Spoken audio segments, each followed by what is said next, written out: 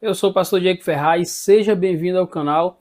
Nesse vídeo vamos aprender um pouco mais da palavra de Deus no Evangelho de Mateus, capítulo 5, do versículo 1 até o versículo 12. Vamos lá? A Bíblia aqui vai dizer aqui em Mateus, capítulo 5, versículo 1, vai dizer: ao ver as multidões, Jesus subiu ao monte. Que momento é esse? Esse momento que Jesus vê a multidão e sobe ao monte, esse momento já é um momento que Jesus já está fazendo milagres, já está fazendo curas, já está pregando o evangelho, ensinando, então uma grande multidão já começa a seguir Jesus.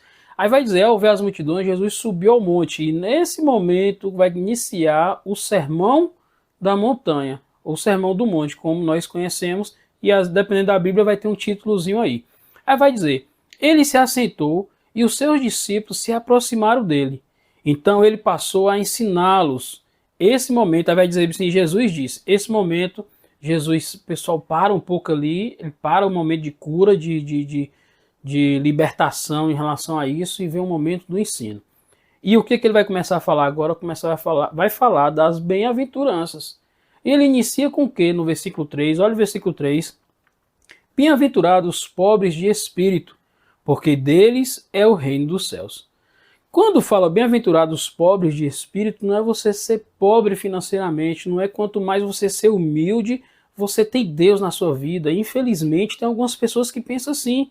Tem algumas pessoas que pensam, quanto mais a pessoa é pobre, mais rica de espírito ele é e vice-versa. Teve uma vez que uma pessoa falou assim, o meu pastor é de Deus. Aí o outro, por que é de Deus? Não, porque ele não tem nada. Ele não tem nem sapato direito, o sapato chega furado, ele não tem condição de comprar um sapato e começa a acreditar que quanto mais a pessoa é pobre, mais de Deus ou mais santo ele é. Não é assim, tire isso da sua mente, tá bom? Cada um busca primeiro a Deus e as demais coisas vos serão acrescentadas. Nós também temos que buscar o estudo, nos profissionalizar cada vez mais. Então, se você dedica também à sua profissão, você cada vez mais você vai ganhar mais. Se você quer continuar a sua vida do jeito que está, é a sua escolha também. E Deus vai nos ajudar com saúde, abrindo portas ou fechando portas. E tem a parte de Deus e também tem a nossa parte. Mas quando Jesus fala, bem-aventurados os pobres em espírito, porque deles é o reino dos céus, aqui Jesus quer dizer que quem reconhece a pobreza de espírito irão lamentar pelo seu pecado, e com isso que herdarão o reino do céu, porque nós reconhecemos que somos pobres de espírito, nós somos carentes da presença de Deus, e aí nós vamos lamentar e vamos buscar a presença de Deus, e sim o que?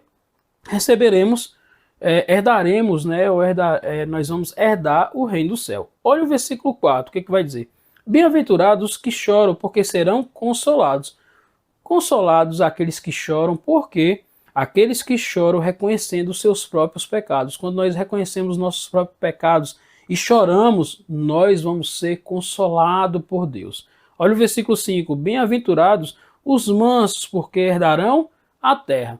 Essa mansidão aqui não é manso porque cada pessoa tem um perfil. Cada pessoa é um pouco mais mansa, responde menos. Se tiver alguma confusão, algum problema, vamos supor, você está fazendo uma compra em algum lugar e deu algum problema, tem pessoa que faz um barulho imenso, dependendo da sua região, você vai entender que faz um barraco, né? Ou faz muita confusão. Já tem outros não, tem outros que levam mais no diálogo. Não é essa mansidão que está querendo dizer.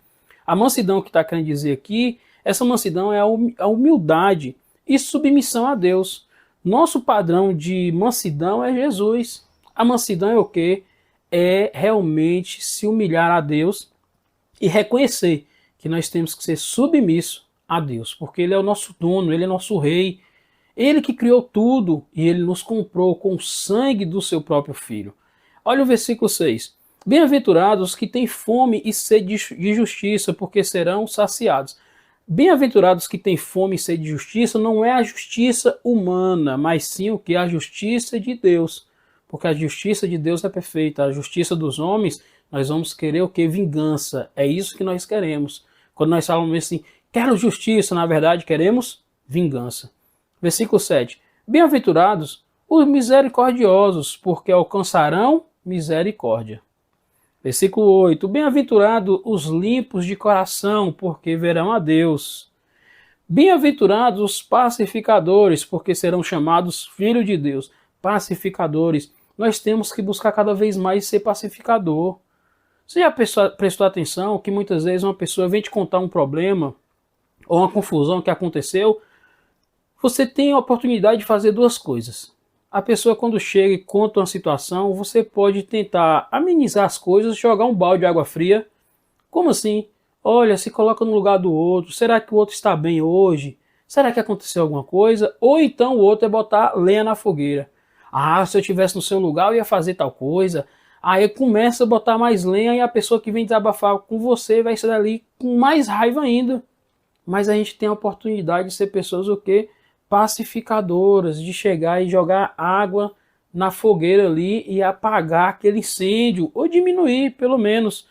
E nós temos que ser pacificadores, não só nessa forma, mas pacificadores também pregando o evangelho, porque nós vamos trazer o que? O reino de Deus para a vida de cada pessoa. E aí dessa forma vamos trazer a paz de Cristo e não a paz dos homens. Olha o versículo 10. Bem-aventurados os perseguidos por causa da justiça, porque deles é o reino dos céus. Versículo 11. Bem-aventurados são vocês quando por minha causa os insultarem e os perseguirem e mentindo disserem todo o mal contra vocês. Observe esse versículo 11. Pessoas são perseguidas por vários motivos. E as pessoas falam assim, olha, eu estou sendo perseguido, Deus vai cobrar de você. Só que Jesus, ele falou que o bem-aventurado, os perseguidos quando... Bem-aventurados são vocês quando por minha causa, por causa de quem? Por causa de Jesus. Por minha causa, os insultarem e perseguirem, porque pessoas vão perseguir, como já perseguiu a igreja primitiva, e hoje, nos dias de hoje, existem pessoas que nós moramos no Brasil. Hoje, pelo menos hoje, ainda estou no Brasil, não sei o dia de amanhã, se Deus vai me levar para algum outro lugar. Mas aqui no Brasil, as perseguições que a gente vê é mais algo político, é ideológico, mas não aquela perseguição da pessoa querer te procurar para matar, para te entregar na justiça, para você ser preso, porque você acredita em Cristo. E alguns países por aí, só em você declarar que acredita em Jesus Cristo como o único suficiente Salvador, como Filho de Deus ou como o próprio Deus, você pode ser preso, pode ser morto. E aqui no Brasil não. E aí a gente observa que essa perseguição é por causa de quê? Por causa de Cristo. Aí fala e os insultarem e os perseguirem. E mentindo. Porque em muitos lugares as pessoas vão mentir. Colocar algo que você não fez. Para quê? Para você ser preso ou para você ser morto. Disserem todo o mal contra vocês. Então estão falando mal porque estão inventando. Isso aí a gente vê no livro de Atos, em alguns momentos, que pessoas mentiam, né? No próprio Jesus, levantaram falsos testemunhos para que Jesus fosse crucificado. Então as pessoas, usadas pelo inimigo, vai levantar falso testemunho.